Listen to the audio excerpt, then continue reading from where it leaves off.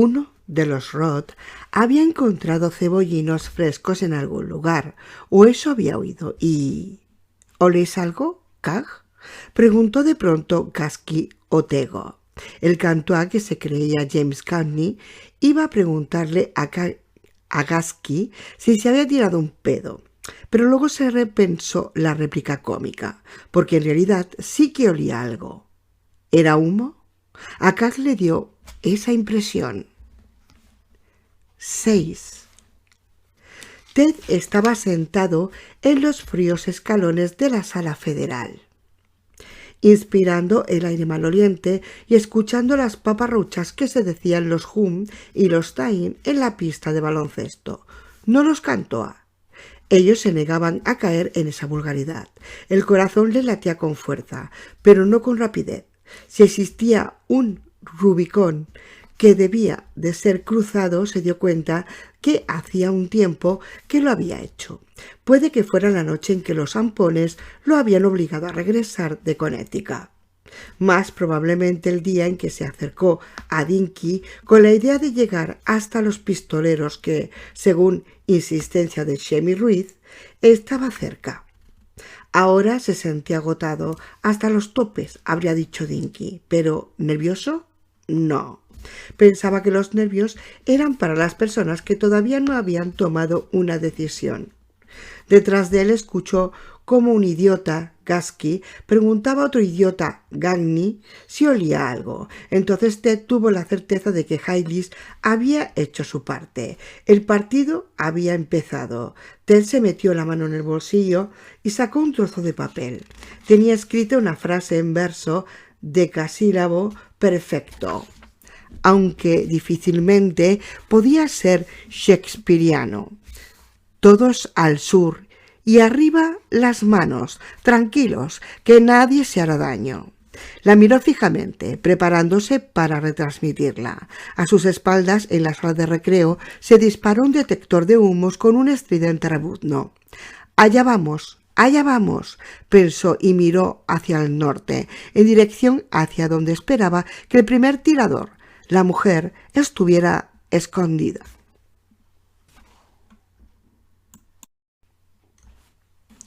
7. Tras haber recorrido 3/4 del bulevar hacia casa Damley, el amo Prentice se detuvo, con Finley a su lado y Hackley al otro. La sirena todavía no había sonado, pero se oía un estridente rebuzno tras ellos. No había hecho más que empezar a volverse cuando se oyó otro rebuzno que llegaba desde el otro extremo del complejo, el extremo donde estaba el dormitorio. «¿Pero qué diantre?», empezó a decir Finley. «¿Es eso?», era lo que quería decir al final, pero antes de poder hacerlo, Tammy Nelly salió a toda prisa por la puerta de entrada de la casa del encargado con Tasa, el criado de Finley, correteando justo detrás de ella. Ambos aleteaban con los brazos por encima de las cabezas. «¡Fuego!», gritaba Tammy. «¡Fuego!». «¿Fuego? Pero si eso es imposible», pensó Finley, «porque si lo que oigo es el detector de humos de mi casa y también el detector de humos que se oye en uno de los dormitorios, seguro que...». «Tiene que ser una falsa alarma», le dijo a Finley. «Esos detectores de humo se disparan cuando tienen las pilas». Antes de que pudiera acabar la esperanzadora afirmación, una ventana del lateral de la casa del encargado reventó con una explosión. El cristal salió disparado con una exhalación de llamas naranjas. «¡Dioses!», exclamó Hackley con su voz zumbante. «¡Es fuego!». Finley miró boquiabierto. De pronto se disparó otra alarma de humos y fuego, esta con una serie de grititos estridentes y como hipos. «Dios bendito, Jesús», era una de esas alarmas de la casa Damley. Sin duda no podía ocurrir nada en... Finley Otego lo agarró por el brazo. «Jefe», dijo, bastante tranquilo, «tenemos verdaderos problemas». Finley no tuvo tiempo de responder. Saltó la sirena, lo que indicaba el cambio de turnos, y de repente se dio cuenta de lo vulnerables que podían ser durante los 7 minutos siguientes o algo así. vulnerable ante todo tipo de cosas. Se negaba a admitir la palabra ataque en su fuero interno, al menos no de momento. 8. Dinky Ershaw permaneció sentado en una butaca muy mullida durante un tiempo que se le hizo eterno, esperando con impaciencia que empezase la fiesta. Por lo general, estar en el estudio lo alegraba. Alegraba a todo el mundo. Era el efecto del pensamiento positivo. Pero hoy lo único que sentía era como un cableado de tensión que se ceñía cada vez más y le tiraba de las tripas hasta convertirlas en una pelota. Era consciente de la presencia de los Cantuá y los Taín que miraban hacia abajo desde los balcones cada cierto tiempo, aprovechando la oleada de pensamiento positivo. Sin embargo, no tenía que preocuparse por el hecho de que hurgasen en él lo de la calaña. Al menos estaba a salvo de eso. ¿Eso había sido una alarma detectora de humos? ¿De la Federal? Tal vez. Tal vez. Y tal vez no. No había nadie más echando un vistazo. Un momento, dijo para sí. Ted te dijo que esta sería la parte difícil, ¿no? Y al menos Shemi ya no está por aquí. Shemi está a salvo en su habitación y Sala Corbett está protegida del fuego. Así que tranquilízate, relájate. Lo que se oía era el rebuzno del detector de humos. Dinky estaba seguro. Bueno, casi seguro. Tenía abierto en el regazo una revista de crucigramas. Durante los últimos 15 minutos había estado rellenando una de las cuadrículas con palabras sin sentido, ignorando por completo las definiciones. En ese momento, en el encabezamiento de la página escribió con letras negritas: «Todos al sur y arriba las manos, tranquilos que nadie os hará daño». Eso ocurrió cuando una de las alarmas contra incendios del piso superior, seguramente la que estaba en el ala oeste, se disparó con un rebuzno estridente y gorjeante. Muchos de los disgregadores abandonaron de golpe un profundo ensimismamiento de concentración y gritaron alarmados. Dinky también gritó, pero de alivio. Alivio y algo más. ¿Alegría? Sí. Muy probablemente era alegría, porque cuando la alarma contra incendios empezó a rebuznar, sintió el poderoso clic del pensamiento positivo. La inquietante energía combinada de los disgregadores se había cortado como un circuito eléctrico sobrecargado. Durante un momento, al menos, el ataque al haz se había detenido. Mientras tanto, Dinky tenía una tarea que cumplir. No podía esperar más. Se levantó dejando caer la revista de crucigramas en la alfombra turca y volcó el pensamiento en los disgregadores de la sala. No fue difícil. Había estado practicando casi todo el día para ese momento, con la ayuda de Ted. ¿Y si funcionaba? Si los disgregadores lo captaban, lo volvían a retransmitir y amplificaban lo que Dinky solo podía sugerir, dándole así el carácter de orden. Entonces la idea se intensificaría. Se convertiría en la nota dominante de una nueva gestal de pensamiento positivo. Al menos esa era lo que se esperaba. Fuego, gente, hay fuego en el edificio. Como para subrayarlo, se produjo un ruido de explosión y un tintineo como si hubiera implosionado algo, y salió soplando la primera ráfaga de humo por los paneles de ventilación. Los disgregadores miraron a su alrededor con los ojos abiertos como platos y algunos se pusieron de pie. Y Dinky les transmitió: «Tranquilos, no temáis, todo va a ir bien, dirigíos hacia...». Transmitió una imagen perfecta y ensayada de la escalera norte. Luego añadió disgregadores subiendo por la escalera norte, disgregadores pasando por la cocina, el crepitar del fuego, el olor a humo, aunque ambos procedentes de la zona del dormitorio de los guardias. En el ala oeste, ¿alguien preguntaría a alguien quién la estaba realizando o por qué? No en ese momento. En ese momento solo podían estar asustados. En ese momento querían que alguien les dijera qué hacer, y Dinky Ershaw era esa persona. Escalera norte, subid por la escalera norte, salid al patio trasero. Y funcionó. Empezaron a dirigirse hacia allá, como las ovejas que siguen al rebaño o los caballos que siguen al semental de la manada. Algunos captaban las dos ideas básicas.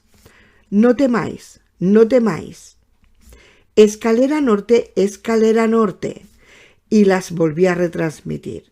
Y lo que era incluso mejor, Dinky también lo escuchaba desde arriba, procedente de los Cantuá y los Taín que antes observaban desde los balcones. Nadie corría y a nadie le entró el pánico, pero el éxodo por la escalera norte había empezado. 9. Susana estaba sentada a horcajadas en el triciclo de crucero de Shoes, o SCT, junto a la ventana del cobertizo donde se había ocultado, sin preocuparle que la vieran en ese momento. Los detectores de humo, al menos 3 de ellos, estaban aullando. Había una alarma contra incendios, que chillaba incluso más alto. Esa era la de la casa Damley. Estaba bastante segura. Como si fuera una respuesta, una serie de estridentes bocinazos como de gansos, empezaron a sonar en el extremo del complejo donde estaba Prestville. A este ruido se unió el repiqueteo de una multitud de campanas. Con todo esto corriendo al sur del norte de donde se encontraban, no era de extrañar que la mujer situada al norte del de Bartois viera solo la espalda de 3 guardias en las torres cubiertas de enredaderas. 3 no parecían muchos, pero eran un 5% del total. Solo era el principio. Susana siguió la línea del cañón de su pistola para mirar al que le quedaba la vista y rezó: Dios, ayúdame a apuntar bien, a apuntar bien. Pronto. Sería pronto. 10. Finley cogió al amo por el brazo. Pinley se zafó de él de una sacudida y miró hacia su casa una vez más, con la incrédula mirada clavada en el humo que en ese momento salía por todas las ventanas del lateral izquierdo. «Jefe», gritó Finley, y volvió a agarrar a Pinley del brazo. «Jefe, eso da igual. De lo que debemos preocuparnos es de los disgregadores. ¡Los disgregadores!». Eso no se oyó, pero sí lo hizo el impactante gorjeo de la alarma contra incendios de casa Damley. Pinley se volvió hacia esa dirección y durante un instante se topó con los ojillos de pájaro similares a cuentas. No vio otra cosa en ellos que pánico, lo que tuvo el perverso, aunque agradecido resultado de calmar a Pinley. Se oían sirenas y timbres por todas partes. Uno de los rugidos era un bocinazo de ritmo constante que jamás había oído antes. ¿Procedía de Pleasantville? «Venga, jefe». Finley Otego estaba prácticamente suplicando. «Tenemos que asegurarnos de que los disgregadores estarán bien». «Humo», gritó Hackley, agitando sus negras y del todo inútiles alas. «Llega humo de casa Damley, también de la Federal». Pinley no hizo ni caso. Se sacó la pacificadora de la agarradera al tiempo que se preguntaba de forma fugaz qué premonición lo habría empujado a ponérsela.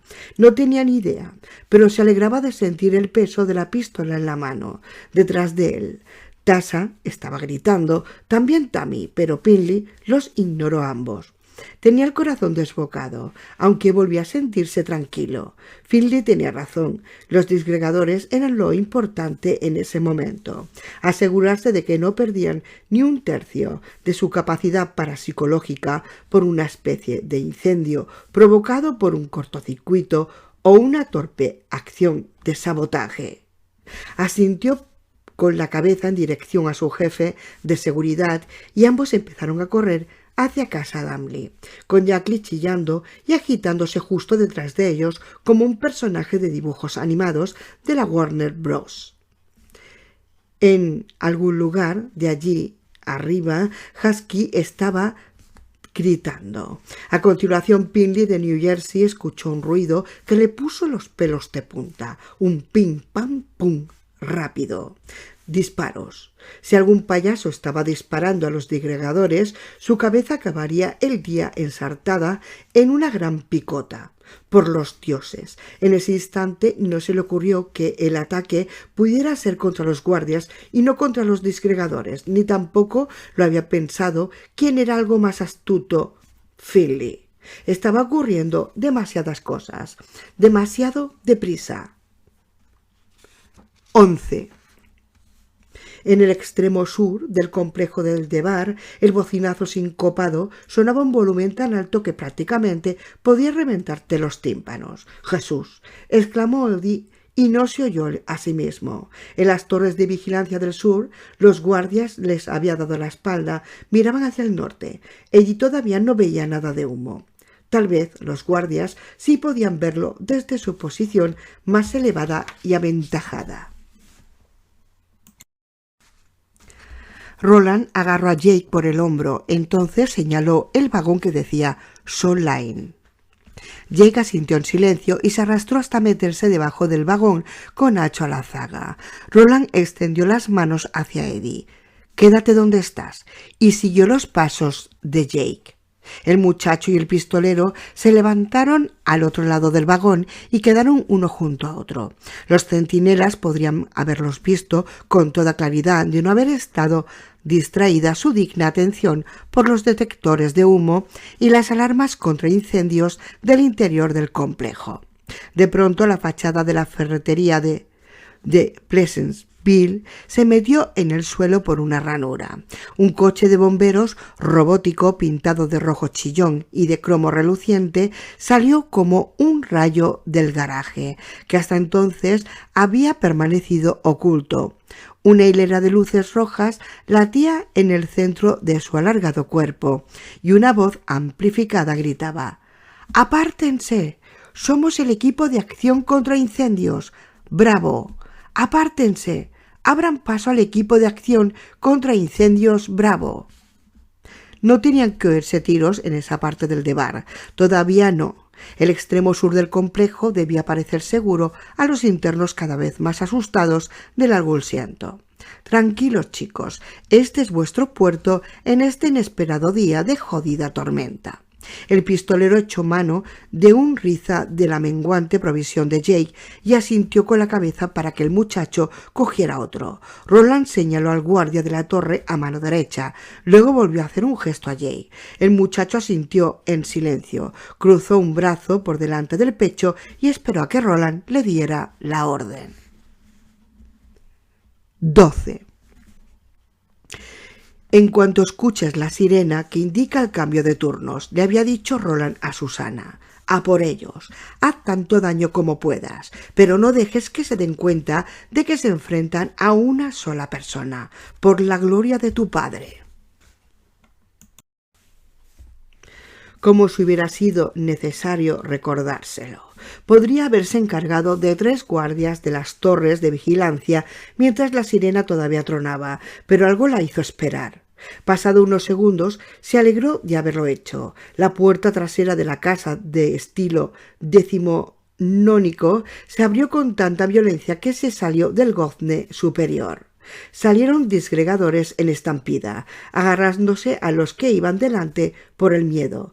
«Estos son los aspirantes a destructores del universo», pensó Susana, «estos borregos», y entre ellos vio a una media docena de esos monstruos con cabeza de animal y al menos 4 de esos espeluznantes humanoides con máscara.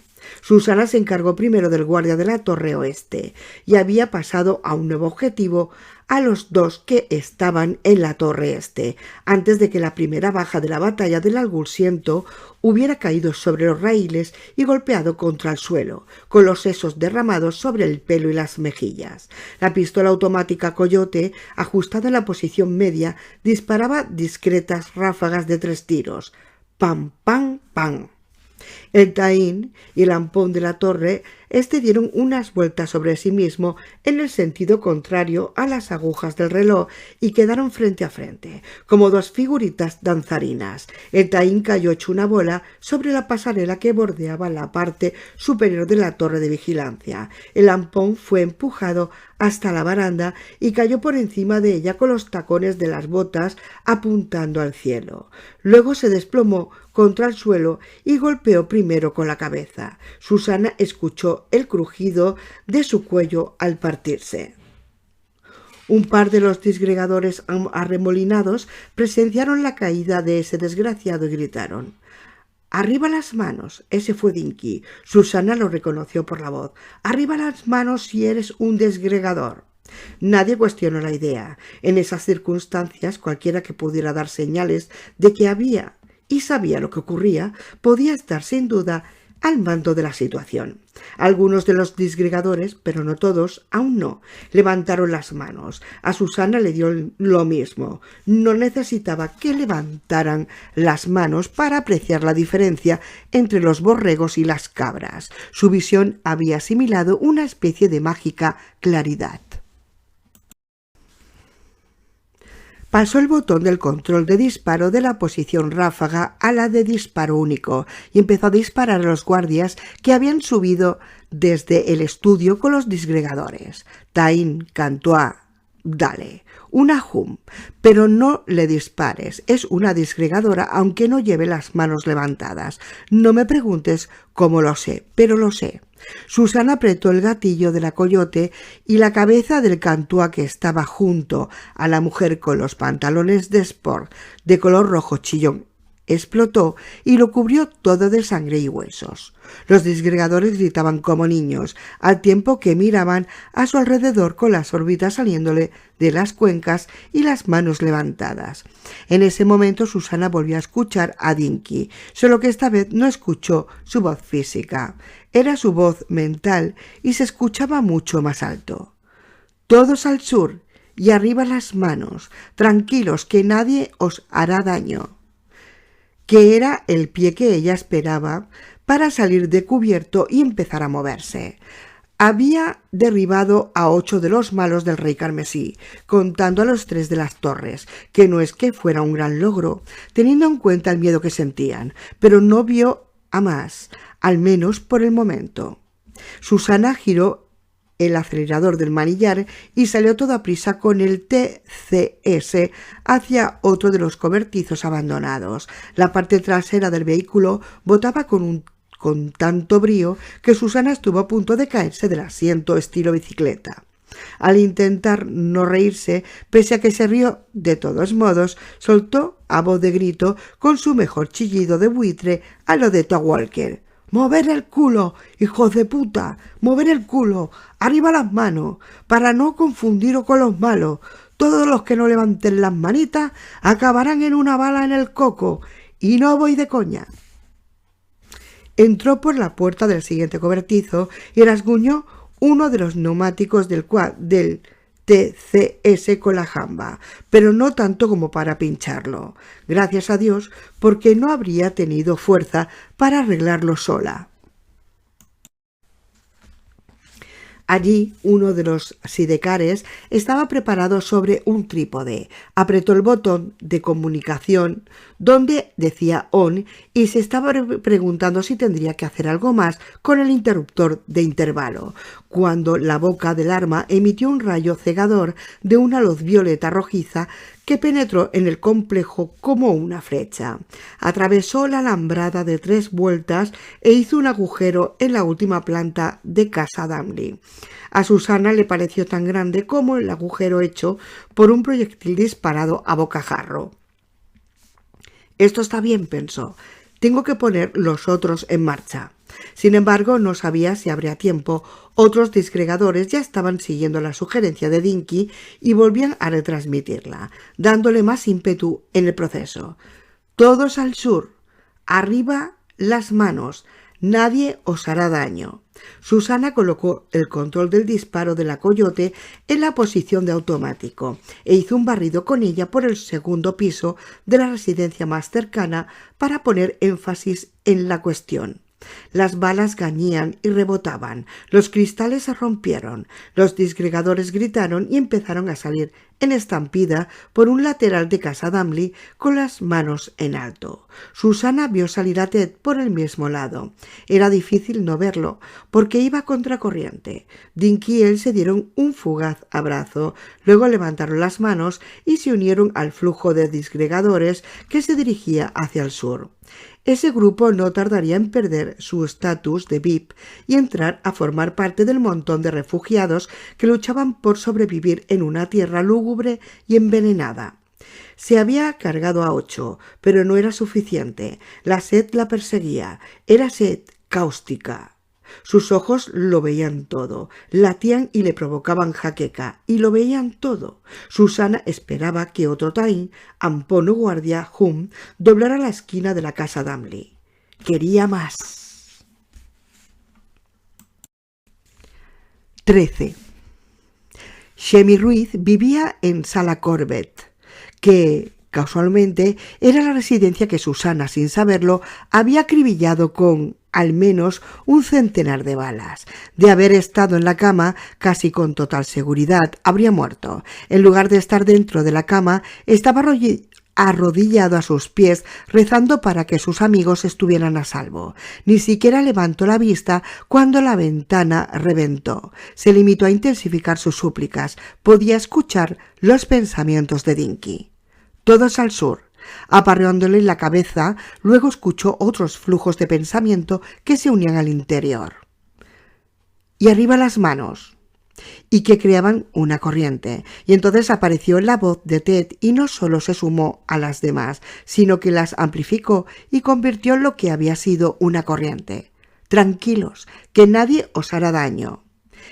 En un océano, sin darse cuenta, Shemi modificó su oración. Padre nuestro, y cuida de mis amigos, se convirtió en todos al sur y arriba las manos, tranquilos, que nadie os hará daño. Ni siquiera dejó de repetirlo cuando los tanques de gas propano que estaban detrás de la cantina de casa Dumley saltaron por los aires como un rugido demoledor. 14. Ganley, Tristum, Doctor Ganley, para vosotros, digamos gracias, era en muchos sentidos el hombre más asustado de la casa Dumley. Era un Cantois que había adoptado con intenciones perversas un nombre taín en lugar de uno humano y dirigía con puño de hierro la enfermería de la tercera planta del ala oeste. Y sobre patines. Las cosas en la sala eran bastante tranquilas cuando Ganley estaba en su despacho con el papeleo o cuando había salido a hacer la ronda, que por lo general suponía visitar a los disgregadores que estaban resfriados en sus dormitorios. Pero cuando salía, todos, enfermeras y camilleros, así como pacientes, se sumían en un respetuoso silencio. Un recién llegado podía reírse la primera vez que viera a ese hombre con aspecto indefinido, de piel oscura y mandíbula prominente, deslizándose por el pasillo central que quedaba entre las camas, con los brazos cruzados por encima del estetoscopio, que llevaba colgado sobre el pecho y las faldas de su bata blanca ondulando al viento.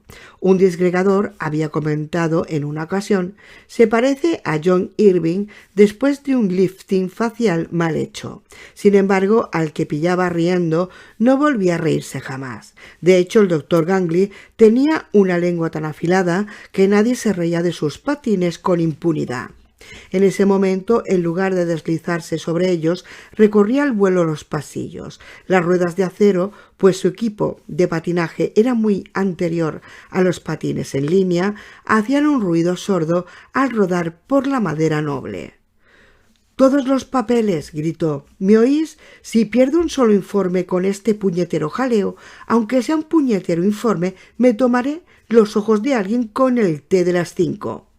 Los pacientes ya no estaban, claro. Él los había sacado de las camas y los había hecho bajar la escalera con el primer rebuzno de la alarma contra incendios, con el primer tufillo a humo, una serie de camilleros, asombrosos ejemplares sin agallas, y él sabía quiénes eran, oh sí, y redactaría un informe completo. Llegado el momento, habían huido con los enfermos, pero 5 se habían quedado, incluyendo su ayudante personal, Jack London.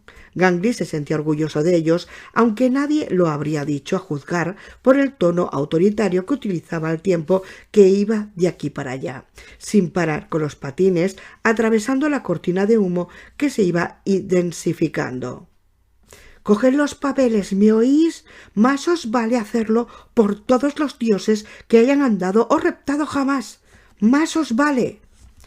Un destello rojo atravesó la ventana. Tenía que ser una especie de arma, puesto que hizo estallar la mámpara de cristal que separaba su oficina de la sala y prendió fuego a su butaca favorita. Gangley se agachó y pasó patinando por debajo del haz láser sin reducir la marcha ni por un momento. «Me cago en Gang», exclamó uno de los camilleros. Era un hum de una fealdad extraordinaria. Tenía la cara blanca y se le salían los ojos de las órbitas. «¿Qué coño ha sido eso?» «Da igual», berreó Gangley. «Da igual que haya sido eso, payaso con cara de meado.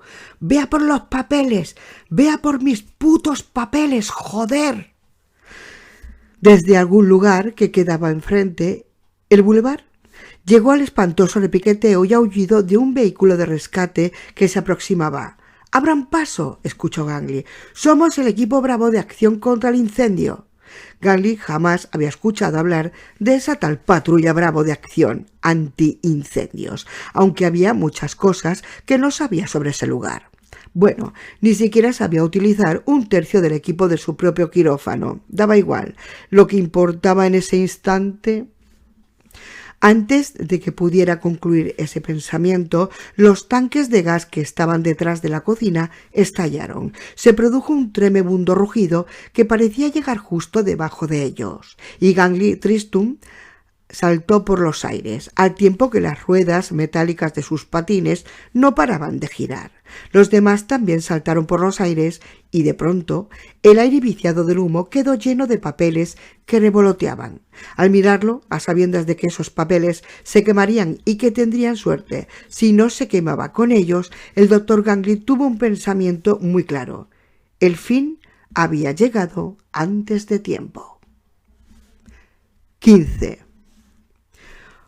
Roland sintió que la orden telepática, todos al sur y arriba las manos, tranquilos, nadie os hará daño, empezaba a rezumbarle en la cabeza. Había llegado la hora.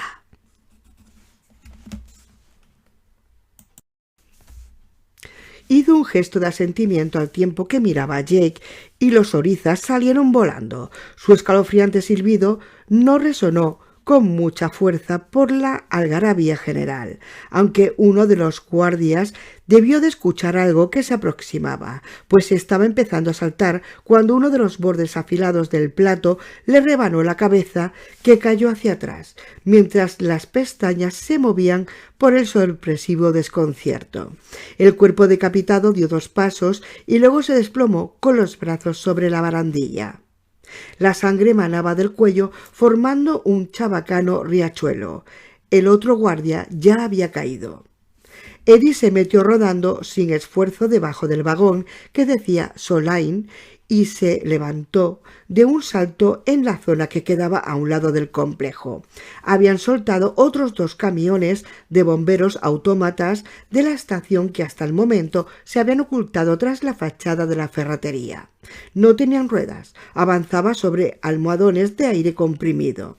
En algún lugar en dirección al extremo norte del campus, pues mentalmente Eddie insistía en identificar el de Batuar como un campus, algo explotó. Bien, genial. Roland y Jake cogieron nuevos platos de la provisión menguante y los utilizaron para cortar las 3 vueltas de alambrada. La que tenía un alto voltaje se partió con un crujido hosco, un chisporroteo y un rápido parpadeo de fuego azulado. Entonces entraron, se movieron con gracilidad y sin decir palabra pasaron corriendo por delante de las 2 torres. Ahora sin vigilancia, con Acho la zaga de Jake. Allí había un callejón que pasaba entre cafés y refrescos Graham y la librería de Pleasantville. Se asomaron por el callejón y vieron que la calle principal se encontraba vacía en ese momento, aunque el aire todavía estaba impregnado con un olor eléctrico. Olor a metro, pensó Eddie. De los 2 últimos camiones de bomberos, los que empeoraban mucho más la peste en general. En la distancia las sirenas contra incendios chillaban y los detectores de humo rebuznaban. Allí, en Pleasantville, Eddie no podía evitar pensar en la calle principal de Disneylandia. No había basura en las alcantarillas, no había grafitis groseros en las paredes, ni siquiera había polvos en las cristaleras. Se le ocurrió que ese sería el lugar al que acudían los disgregadores nostálgicos cuando necesitaban percibir el olorcillo estadounidense. Pero ¿es que ninguno de ellos quería algo mejor? ¿Algo más realista que esa vida plastificada, fantasiosa y sin acción? Puede que pareciera más atractivo con gente en las aceras y en las tiendas, pero tal como estaba, resultaba difícil de creer. Al menos a él le resultaba difícil de creer. Puede que no fuera más que otro chauvinismo de un chico de ciudad. En la acera de enfrente estaban Zapatos Pleasantville, moradas el París alegre, peinados de actualidad y el cine Gem. Entra. Dentro está lo más fresco, decía la pancarta colgada de la parte baja del entoldado. Roland levantó una mano para que Eddie y Jake pasaran a ese lado de la calle. Sería allí, si todo salía como esperaba, aunque casi nunca era así, donde tenderían su emboscada. Cruzaron en cuclillas. Acho seguía correteando pegado a Jake. Hasta ese momento todo parecía estar yendo como la seda, y en realidad eso ponía nervioso al pistolero. 16. Cualquier general curtido en batallas os dirá que incluso un enfrentamiento a pequeña escala, y este lo era, siempre llega un momento en que la coherencia se rompe, y el flujo narrativo, así como cualquier sensación real sobre el devenir de los acontecimientos.